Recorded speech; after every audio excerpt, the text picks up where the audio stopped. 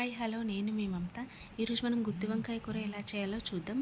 దానికి ముందుగా నూనెలో ఆనియన్స్ వేయించి పెట్టుకోవాలి. తర్వాత నువ్వులు, ధనియాలు, కొబ్బరి, బిర్యానీ ఆకు, వాటితో పాటు పచ్చిమిర్చి, పుదీనా కూడా వేయించి పెట్టుకోవాలి. సాల్ట్ వాటర్లో వంకాయలు కట్ చేసి పెట్టుకోవాలి.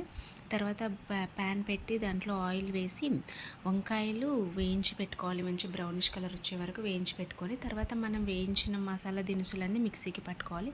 దాంట్లో చింతపండు కూడా యాడ్ చేసి మిక్సీకి చాలా మెత్తగా పట్టుకోవాలి. తర్వాత తర్వాత బ్రౌనిష్ కలర్ వచ్చిన తర్వాత వంకాయలన్నీ తీసి పక్కన పెట్టుకో ప్లేట్లో పెట్టేసుకోవాలి. తర్వాత అదే మనం వేసుకున్న మసాలాలో అల్లం పేస్టు, పసుపు, తగినంత సాల్ట్, మనం కారం ఒక 2 స్పూన్స్ వేసుకోవాలి.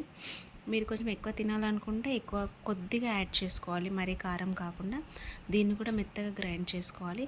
తర్వాత పొయ్యి మీద ప్యాన్ పెట్టి దాంట్లో ఆయిల్ వేసి కొద్దిగా జీలకర్ర, కొద్దిగా ఆవాలు వేసి అవి చిటపటమన్నాక దాంట్లోనే 2 బిర్యానీ ఆకులు, 2 లవంగాలు, కొద్దిగా చెక్క వేసి దాని తర్వాత కొద్దిగా కరివేపాకు వేయాలి.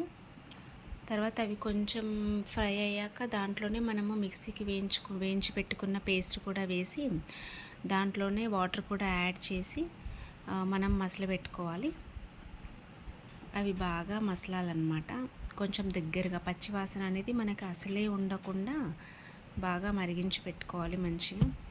తర్వాత అది బాగా మసలాలి. ఒక 5-10 మినిట్స్ ఖచ్చితంగా మసలాలి. దాంట్లో కొన్ని వాటర్ యాడ్ చేసుకోవాలంటే చేసుకోవచ్చు.